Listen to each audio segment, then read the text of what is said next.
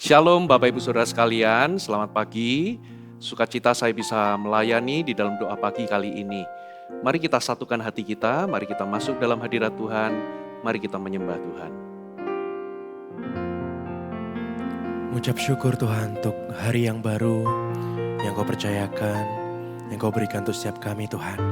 Pagi hari ini kami datang ke hadirat-Mu, kami naikkan ucapan syukur yang terbaik kami untuk Engkau ya Tuhan.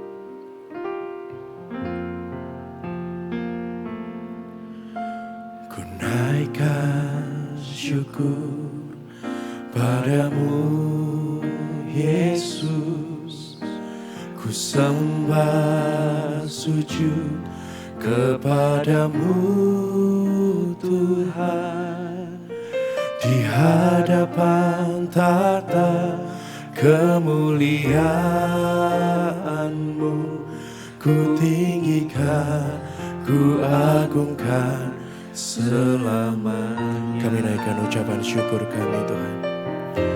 Ku naikkan syukur padamu Yesus, ku sembah sujud kepadamu Tuhan. Di hadapan tata kemuliaan-Mu, ku tinggikan, ku agungkan selamanya. Segala puji syukur bagimu, ku tinggikan nama-Mu selalu. Kemuliaan hanya bagi-Mu, terpujilah nama-Mu. Dengan hati yang mengasihi-Mu Tuhan, ku naikkan syukur padamu Yesus, ku sembah sujud kepadamu Tuhan. Di hadapan tata kemuliaan-Mu, ku tinggikan, ku agungkan selama. Segala puji, syukur bagi-Mu, ku tinggikan nama-Mu selalu. Kemuliaan hanya bagi-Mu, terpujilah nama.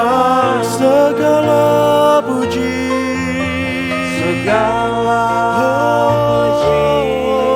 syukur bagi-Mu Tuhan, ku tinggikan nama-Mu selalu. Kemuliaan hanya bagi-Mu, terpujilah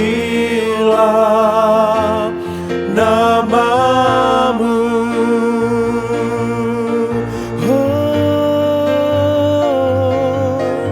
Segala pujian kami hanya bagi-Mu Tuhan. Syukur bagi-Mu, haleluya.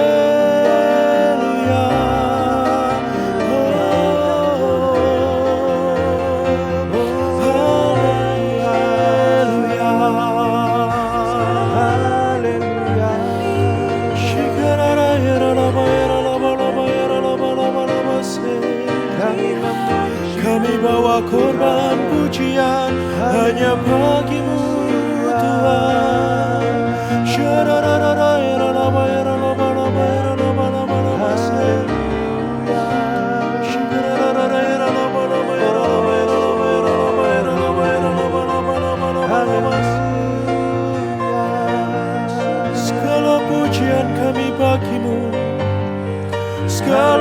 ucapan syukur kami bagimu Tuhan. Kami bawa hati kami yang mengasihimu Yesus Tuhan.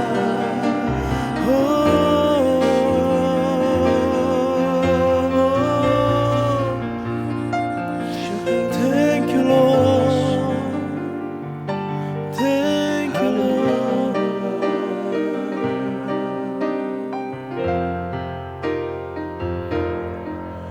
Segala puji syukur bagimu, ku tinggikan namamu selalu. Kemuliaan hanya bagimu, terpujilah nama segala puji syukur bagimu, ku tinggikan namamu selalu. Kemuliaan hanya bagimu, terpujilah namamu, sebab kau layak terima pujian, sebab kau layak terima pujian, sebab kau layak ku agungkan Yesus, Raja di atas segala raja, sebab kau layak Tuhan. Terima pujian, sebab kau layak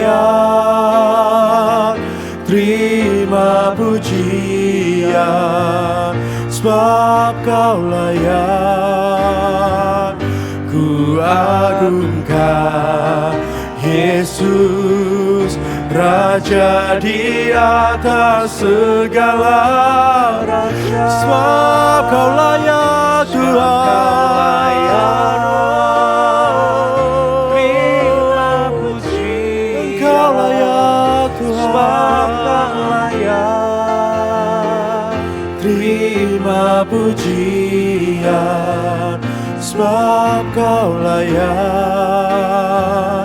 ku agungkan Yesus, Raja di atas segala raja, Raja di atas segala raja, Raja di atas segala raja.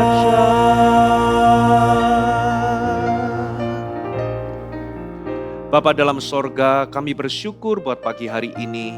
Kami tahu ya Tuhan, kasih-Mu selalu baru atas kami. Dan kami bersyukur karena kami memiliki Allah yang baik. Tuhan, Engkau selalu punya rencana yang baik dalam kehidupan kami. Bahkan dalam keadaan tidak baik sekalipun, Engkau menyediakan hal yang baik di dalamnya. Dan bahkan Engkau turut bekerja di dalam segala hal untuk mendatangkan kebaikan bagi kami. Kami ucapkan syukur ya Tuhan. Pada pagi hari ini, biar kami mengawal pagi ini dengan firman-Mu.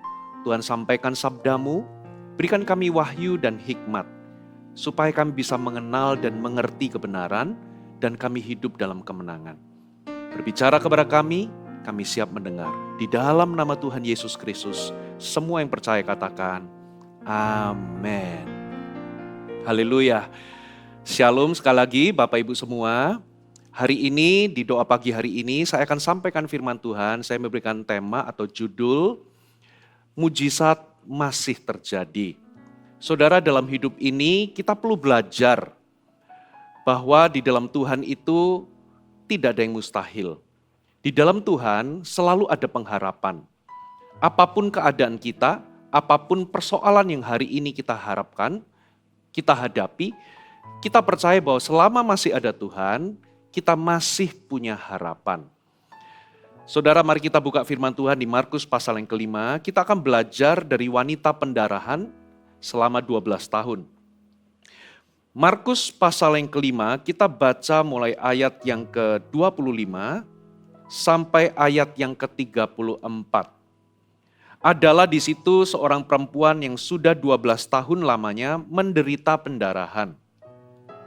Ia telah berulang-ulang diobati oleh berbagai tabib, sehingga telah dihabiskannya semua yang ada padanya. Namun sama sekali tidak ada faedahnya. Malah sebaliknya keadaannya makin memburuk. Dia sudah mendengar berita-berita tentang Yesus, maka di tengah-tengah orang banyak itu, ia mendekati Yesus dari belakang dan menjamah jubahnya. Sebab katanya, asal ku jamah saja jubahnya, aku akan sembuh. Seketika itu juga berhentilah pendarahannya dan ia merasa bahwa badannya sudah sembuh dari penyakitnya. Pada ketika itu juga, Yesus mengetahui bahwa ada tenaga dan kuasa yang mengalir daripadanya. Lalu ia berpaling di tengah orang banyak dan bertanya, siapa yang menjamah aku? Siapa yang menjamah jubahku? Murid-muridnya menjawab, engkau melihat bagaimana orang-orang ini berdesak-desakan dekatmu, dan engkau bertanya, siapa yang menjamah aku? Lalu ia memandang sekelilingnya untuk melihat siapa yang telah melakukan hal itu. Perempuan itu yang menjadi takut dan gemetar ketika mengetahui apa yang telah terjadi atas dirinya, tampil dan tersungkur di depan Yesus dan dengan tulus memberitahukan segala sesuatu kepadanya. Maka katanya kepada perempuan itu, hai anakku, imanmu telah menyelamatkan engkau. Pergilah dengan selamat dan sembuhlah dari penyakitmu. Saudara, ini adalah kisah di dalam kitab Injil yang semua orang tahu kisahnya. Kalau hari ini Anda mengizinkan ayat-ayat ini berbicara dalam kehidupan Anda akan melihat kemenangan dalam hidup ini. Seringkali kita ini menjadi putus asa, kita menjadi hilang harapan, karena keadaan atau persoalan yang mungkin bertubi-tubi menghampiri kehidupan kita. Saudara, selama ada Tuhan masih ada mujizat. Selama ada Tuhan masih ada harapan. Saudara, di ayat 34, dikatakan begini, maka katanya kepada perempuan ini, kata Yesus kepada perempuan ini, hai anakku, imanmu telah menyelamatkan engkau. Pergilah dengan selamat, sembuhlah dari penyakitmu. Wanita pendarahan 12 tahun ini menerima mujizatnya karena iman.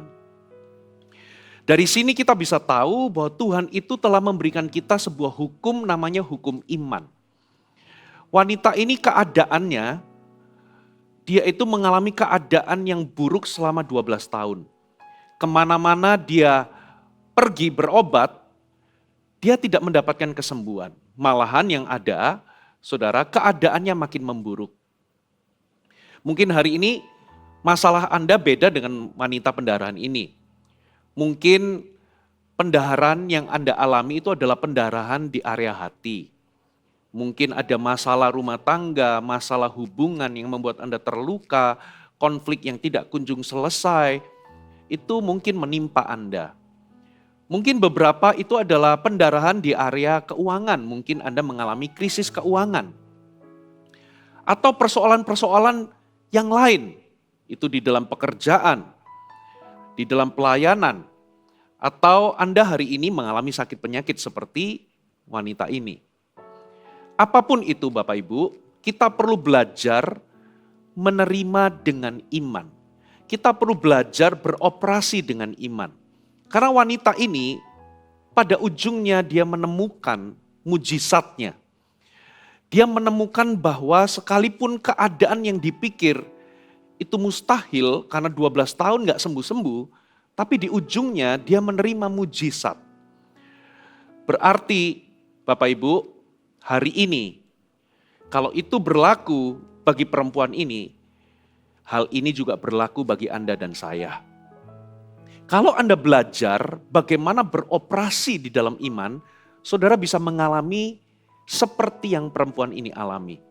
Ternyata perempuan ini mengalami mujizat bukan karena kebetulan, tapi karena dia melakukan prinsip iman di dalam hidupnya. Buktinya apa, saudara? Dia disembuhkan bukan karena kebetulan. Bahkan Tuhan Yesus sendiri pun tidak tahu bahwa ada seorang perempuan pendarahan yang membutuhkan kesembuhan. Dan waktu tenaga itu mengalir, kuasa itu mengalir, Yesus menjadi heran. Karena dia merasa ada tenaga yang mengalir, lalu dia tanya, siapa yang menjamah aku? Padahal di situ ada ribuan orang berdesak-desakan di sekeliling Yesus. Pastilah ada banyak orang yang menjamah Yesus, menyentuh Yesus. Tetapi tidak ada kuasa yang mengalir. Beda dengan perempuan ini, ketika dia jamah Yesus ada kuasa mengalir. Lalu dia bertanya, siapa yang jamah aku? Yesus betul-betul tidak mengetahui apa yang telah terjadi. Baru setelah perempuan ini mengaku bahwa aku yang menjamahmu, disitulah Yesus mengerti, lalu dia memberikan konfirmasi kepada perempuan ini bahwa imannya lah yang menyelamatkan dia. Pergilah dengan selamat, sembuhlah dari penyakitmu. Saudara, kita perlu belajar beroperasi di dalam iman. Kita perlu belajar melepaskan iman kita untuk menerima mujizat. Kenapa kita perlu belajar, saudara? Karena suatu saat kita semua pasti akan membutuhkan yang namanya mujizat. Hari ini mungkin Anda tidak membutuhkan mujizat. Hari ini mungkin Anda tidak mengalami masalah. Tapi satu kali kelak dalam hidup ini, kita pasti membutuhkan mujizat dan kita perlu belajar melepaskan iman kita dan menerima iman kita. Menerima mujizat kita. Saudara, dari sini ada 3 poin yang kita bisa pelajari bagaimana kita bisa beroperasi dalam prinsip iman untuk menerima mujizat kita. Bagaimana kita bisa menerima mujizat kita. Yang pertama, poin pertama, catat baik-baik. Anda perlu menanamkan firman Allah dalam hati. Sebab prinsip iman itu adalah iman baru muncul, baru timbul dalam hati, saudara, ketika Anda mendengar firman. Iman harus ada di dalam hati kalau Anda ingin menerima mujizat. Coba kita baca ayatnya, saudara. Kita baca di ayat yang ke-27. Dia sudah mendengar berita-berita tentang Yesus. Maka di tengah-tengah orang banyak itu ia mendekati Yesus dan mendekati Yesus dari belakang dan menjamah jubahnya. Saudara, perhatikan kata-kata dia sudah mendengar berita-berita tentang Yesus. Coba Bapak Ibu, kalau Anda ada dalam posisi wanita pendarahan ini, yang Anda sudah berobat kemana-mana, tapi nggak sembuh. Anda sudah pergi ke berbagai dokter atau tabib, tapi tidak ada satupun yang bisa menolong. Bahkan keadaan semakin memburuk. Kira-kira kalau Anda jadi wanita pendarahan ini, perasaan apa yang normal yang muncul kalau melihat kondisi nggak kunjung sembuh? Sudah minum obat berbagai macam nggak sembuh-sembuh. Pergi ke dokter nggak sembuh. Kira-kira perasaan yang muncul apa, saudara? Kecewa, putus asa, hilang harapan. Saudara, menjadi skeptis. Sudah putus asa, sudah berhenti mencoba, berhenti berharap, karena sudah terlalu banyak kecewa. Bayangkan 12 tahun, saudara. Tapi apa yang terjadi? Rupa-rupanya wanita pendarahan ini mendengarkan berita tentang Yesus, mendengarkan kesaksian tentang Yesus. Kira-kira apa yang dia dengar? Coba saya akan bacakan Anda sebuah ayat. Saudara, coba Anda buka sama-sama di Matius pasal yang ke-14, kita baca ayat 34 sampai 36. Setibanya di seberang mereka mendarat di Genesaret. Ketika Yesus dikenal oleh orang-orang di tempat itu, mereka memberitahukan ke seluruh daerah itu, maka semua orang yang sakit dibawa kepadanya. Perhatikan ayat 36. Mereka memohon supaya diperkenankan menjamah jumbai jubahnya, dan semua orang yang menjamahnya menjadi sembuh. Sangat besar kemungkinan wanita ini mendengarkan kesaksian-kesaksian orang yang menjamah jubah Yesus dan disembuhkan. Bayangkan dikatakan semua orang yang menjamahnya itu sembuh. Mungkin dia juga mendengar kesaksian orang yang mengalami kesembuhan. Mungkin dia mendengar orang berbicara, di tempat itu, mungkin kemarin lusa atau minggu yang lalu. Lihat, Yesus menyembuhkan banyak orang. Banyak orang menjamah jubahnya dan dia sembuh. Rupa-rupanya waktu dia mendengar kesaksian itu, dia langsung mempercayainya. Bapak Ibu, kita itu perlu menanamkan firman dalam hati kita. Perempuan ini memilih untuk tidak menjadi skeptis. Perempuan ini memilih untuk tidak menjadi apatis, tidak menjadi ragu-ragu kepada firman. Tapi perempuan pendarahan ini memilih untuk percaya waktu dia mendengar berita tentang Yesus. Saudara, apa yang Anda fokuskan ketika Anda menghadapi masalah? Di mana fokus Anda?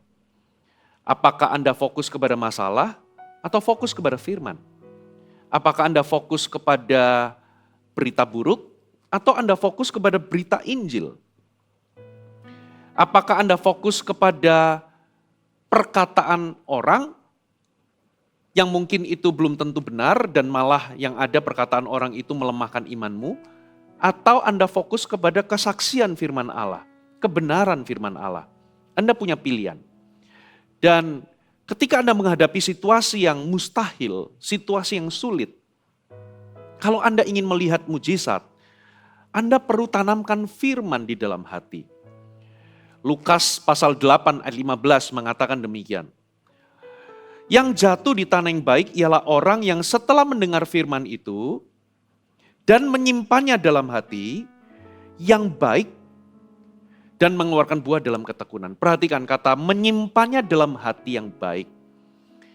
Apa respon Anda ketika Anda dengar firman? Apakah Anda ragu-ragu, skeptis? Perempuan ini bisa saja menjadi skeptis. Karena apa? Pengalaman dia nggak disembuhkan selama 12 tahun, itu membuat dia mungkin sulit untuk percaya. Tapi yang terjadi ketika dia dengar kesaksian tentang Yesus, mendengar berita tentang Yesus, dia langsung percaya. Jadilah orang yang mudah mempercayai firman. Sekalipun situasi Anda itu kelihatannya sulit, tapi begitu Anda fokus kembali dan membaca firman, hatimu harus ditemukan mudah mempercayai firman. Karena dengan demikian firman itu akan tertanam di hati Anda. Dan hukum iman berkata, iman itu timbul karena pendengaran akan firman Kristus. Kalau Anda ingin melihat mujizat, Anda harus menanamkan firman dalam hati. Kalau hari ini Anda tidak melihat mujizat terjadi, jangan-jangan karena Anda belum menaburkan firman dalam hati Anda, sehingga tidak ada iman. Anda perlu memilih apa yang Anda dengar dan apa yang Anda percayai. Pilihlah untuk mendengar firman dan mempercayai firman. Yang kedua, saudara. Yang kedua, Anda perlu bangkit dan bertindak dari keadaan Anda. Coba kita baca ayat 27 sekali lagi dikatakan, dia sudah mendengar berita-berita tentang Yesus, perhatikan, maka di tengah-tengah orang banyak itu, ia mendekati Yesus dari belakang dan menjamah jubahnya. Jadi setelah dia mendengar berita-berita bahwa banyak orang menjamah Yesus, menjamah jubah Yesus dan disembuhkan, dia mempercayainya, lalu kemudian dia bertindak dari apa yang dia percayai. Dikatakan dia langsung bertindak, dia langsung melangkah, dia mendekati Yesus dan menjamah jubah Yesus. Coba bayangkan perempuan itu waktu dia dengar, mungkin dia itu mendengar berita itu, mungkin dia lagi rebahan di rumah karena sakit.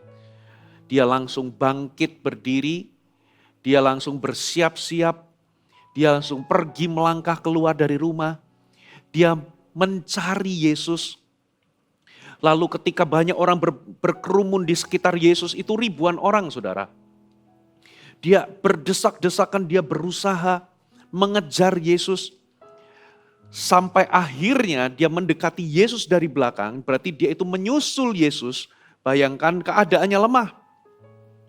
Dia itu lagi pendarahan 12 tahun, pastilah orang yang pendarahan terus menerus, tubuhnya akan sangat lemah. Tapi dia melangkah dari apa yang dia percayai. Hukum iman itu berkata, saudara, iman baru dilepaskan ketika Anda bertindak dari apa yang Anda imani. Karena firman Tuhan berkata, iman tanpa perbuatan pada dasarnya adalah mati. Jadi iman kalau nggak disertai dengan tindakan, saudara nggak akan melihat kuasa Allah dilepaskan. Jadi rupa-rupanya dia bertindak. Hari ini Bapak Ibu, bertindaklah dari apa yang Anda percayai dalam firman. Bangkit dari keadaan saudara. Bangkitlah dari kesedihan saudara. Bangkitlah dari keputusasaan saudara. Bangkitlah dari ketidakberdayaan saudara. Bangkitlah dari hati yang murung, sedih, kecewa, depresi. Bangkit dari semuanya itu. Bahkan bangkitlah dari trauma. Trauma karena mungkin gak sembuh-sembuh. Trauma Anda sudah berharap tapi kok sepertinya nggak ada jawaban. Bangkit dari itu semua, melangkah dari apa yang Anda percayai dari firman Allah. Saya akan bacakan satu ayat saudara, Mazmur pasal 37, perhatikan. Ayat ini mengajari kita bagaimana kita bertindak. Ayat 1 sampai ayat yang kelima dikatakan jangan marah karena orang berbuat jahat. Jangan iri hati kepada orang yang berbuat curang. Anda harus bangkit dari kemarahan, bangkit dari kekecewaan, bangkit dari keputusasaan, bangkit dari keadaan saudara. Kemudian dikatakan sebab mereka segera lisut seperti rumput, layu seperti tumbuh-tumbuhan hijau. Percayalah kepada Tuhan dan lakukanlah yang baik. Percaya dan lakukan. Diamlah di negeri dan berlakulah setia. Dan dikatakan ayat 4, bergembiralah karena Tuhan, maka ia akan memberikan kepadamu apa yang diinginkan hatimu. Dikatakan bergembiralah karena Tuhan. Bangkit dari keadaanmu, bersukacitalah, baru Anda akan melihat kesembuhanmu, mujizatmu, pertolonganmu, intervensi Tuhan yang Anda harapkan. Anda akan melihat pintu terbuka. Yang Alkitab katakan adalah bergembira dulu, baru Tuhan akan memberikan apa yang Anda harapkan. Jadi walaupun keadaanmu belum berubah, bangkitlah, bergembiralah, bersukacitalah dalam Tuhan. Bangkitlah, mengucap syukurlah. Bangkitlah dan percayalah bahwa Anda sudah menerima apa yang Anda doakan. Ini adalah sebuah tindakan iman, saudara. Kalau hari ini Anda berada di dalam hutang, saudara, apa yang perlu Anda lakukan? Bangkitlah dan bekerjalah dengan baik. Jual dari apa yang Anda miliki hari ini. Kalau Anda masih punya sofa, jual sofa Anda. Kalau Anda masih punya jam tangan, jual jam tangan Anda. Jual pakaian Anda yang masih layak dipakai, dijual. Kalau Anda masih punya meja, jual. Punya kulkas, jual itu semua.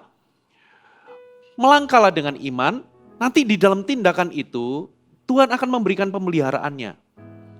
Anda akan bebas dari hutang. Bekerjalah dengan baik, jual apa yang ada. Kalau itu sudah jatuh tempo, Anda perlu memberitahu kepada siapa yang Anda hutangi. Jangan Anda malah lari. Minta maaflah, minta keringanan, lalu Anda bekerja, jual segala yang Anda miliki, ya, mungkin beberapa yang Anda miliki yang masih sisa, lalu bayarlah hutang itu, mungkin belum sepenuhnya, tapi bertindaklah dulu. Nanti lihat di tengah-tengah itu ketika Anda bertindak, mujizat bisa menyertai, mujizat bisa terjadi. Ada amin? Kalau Anda ingin pemulihan rumah tangga, bertindaklah dari apa yang Anda percayai.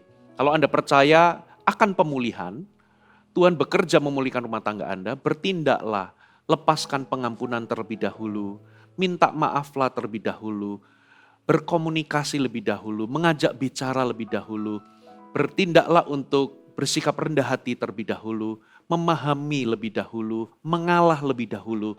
Anda akan lihat pemulihan rumah tangga terjadi. Kalau Anda percaya akan kesembuhan. Bertindaklah dan mulai apa saudara? Berdoalah saudara. Berdoalah untuk kesembuhan Anda. Iman tanpa perbuatan adalah mati. Poin yang terakhir saudara. Berkata-katalah kepada keadaan Anda. Coba kita lihat ayat selanjutnya. Ayat 28. Sebab katanya, asalku jamah saja jubahnya, aku akan sembuh. Saudara, hukum iman itu berkata, iman itu dilepaskan ketika kita itu memperkatakan apa yang kita percayai. Saudara, seringkali masalah kita itu sederhana, saudara. Ketika kita dalam masalah, problem kita adalah apa yang kita katakan tentang masalah yang kita alami. Seringkali yang kita katakan itu adalah keluhan. Seringkali yang kita katakan adalah perkataan-perkataan negatif. Contoh, ketika Anda sedang dalam krisis keuangan, apa yang Anda katakan itu menentukan. Banyak orang berkata, aduh pasti mampus aku, aduh pasti mati aku, aduh pasti aku nggak bisa bayar ini, nggak bisa bayar itu. Anda memperkatakan itu, nggak bisa. Perempuan ini memperkatakan asalku jamah jubahnya, aku akan sembuh. Dalam versi terjemahan yang lain, itu pakai kata and she kept saying. Versi NET dikatakan for she kept saying, if only I touch his clothes, I will be healed. Ada kata kept di situ, berarti ia terus berkata. Jadi perempuan ini terus memperkatakan apa yang dia percayai kepada dirinya dan apa yang dia percayai kepada keadaannya. Kalau aku jamah jubahnya, aku akan sembuh. Ini bukan mantra, tapi dia mulai memperkatakan keluar dari apa yang dia percayai, saudara. Kalau Anda sakit, jangan berkata, aduh pasti mampus, aduh pasti mati, aduh pasti nggak sembuh, aduh pasti begini, pasti begitu. Tapi mulailah berkata, aku percaya aku sembuh, Yesus sudah tanggung di kayu salib, dan oleh pilur-pilurnya aku sudah sembuh. Perkatakan, saudara. Kalau Anda kesulitan keuangan, jangan berkata, aku nggak bisa bayar ini, aku nggak bakal bisa bayar itu, aku nggak bisa bayar uang sekolah anakku, aku nggak bisa bayar tagihan ini, tagihan itu. Kalau Anda berkata nggak bisa, jadilah seperti perkataanmu. Ingat perkataan kita itu mencipta, saudara. Tapi kalau Anda perkatakan, Tuhan adalah gembalaku, Tuhan pasti sediakan. Tuhan adalah gembalaku, aku tidak akan kekurangan. Tuhan akan sediakan yang aku butuhkan. Ketika Anda menghadapi persoalan yang sepertinya itu besar dan Anda merasa nggak mampu, kalau Anda berkata, aduh kayaknya aku bakal nggak bisa, kayaknya aku bakal begini, bakal begitu.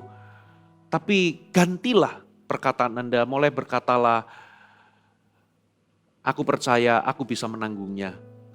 Karena Tuhan memberikan kekuatan kepadaku. Aku percaya aku bisa melakukan segala perkara di dalam Tuhan yang memberikan kekuatan kepadaku. Ada dua orang pria saudara sama-sama diputus cinta. Yang satu berkata, aku gak bisa melihat dia pergi sama orang lain. Sudah lebih baik aku mati, lebih baik aku bunuh diri. Yang satu berkata, Tuhan aku tahu ini menyakitkan, tapi aku tahu ini baik bagiku. Berarti kalau aku putus hari ini berarti dia bukan terbaik bagiku dan aku juga bukan yang terbaik baginya. Pasti Tuhan turut bekerja di dalam segala hal, mendatangkan kebaikan bagiku. Tuhan pasti sediakan yang lebih baik. Yang satu mati, yang satu melanjutkan hidup. Masalah kita itu adalah apa yang kita katakan terhadap masalah kita. Ketika Daud hadapi Goliat, dia berkata, mulai hari ini juga Tuhan akan menyerahkan engkau di dalam tanganku. Yesus berkata kepada badai, Yesus berkata kepada gunung, beranjaklah maka itu akan pergi darimu. Yesus berkata kepada pohon ara, apa yang Anda katakan kepada situasi Anda, itu menentukan saudara. Sebab hukum iman berkata, kuasa baru dilepaskan ketika Anda melepaskan iman Anda melalui perkataan Anda. Saudara, kalau Anda lakukan 3 prinsip ini saudara, siapapun Anda, apapun latar belakangnya, itu akan terjadi bagi Anda. Tuhan tidak pernah pilih kasih. Kalau itu berlaku bagi perempuan pendarahan ini, itu juga berlaku bagi kita. Amin. Mari kita sama-sama masuk dalam hadirat Allah. Mari kita naikkan pujian ini. Haleluya. Ku yakin saat kau berfirman, ku menang saat kau bertindak. Hidupku hanya ditentukan oleh perkataanmu. Ku aman karena kau menjaga. Ku kuat karena kau menopang. Hidupku hanya ditentukan oleh kuasa-Mu. Mari angkat tanganmu tinggi-tinggi, katakan, bagi Tuhan tak ada yang mustahil. Bagi Tuhan tak ada yang tak mungkin. Amin. Mujizatnya disediakan bagiku. Ku diangkat dan dipulihkannya. Bagi Tuhan tak ada yang mustahil. Bagi Tuhan tak ada yang tak mungkin. Mujizatnya disediakan bagiku. Ku diangkat dan dipulihkannya. Haleluya. Dari awal ku yakin saat kau berfirman. Amin Tuhan. Ku menang saat kau bertindak. Hidupku hanya ditentukan oleh perkataanmu. Ku aman karena kau menjaga. Oh, ku kuat karena kau menopang. Hidupku hanya ditentukan oleh kuasa-Mu. Oh, bagi Tuhan tak ada yang mustahil. Bagi Tuhan tak ada yang tak mungkin. Mujizatnya disediakan bagiku. Ku diangkat dan dipulihkan. Oh, bagi Tuhan tak ada yang mustahil. Bagi Tuhan tak ada yang tak mungkin. Mujizatnya, yes Lord, disediakan bagiku. Ku diangkat dan dipulih. Sekali lagi, bagi Tuhan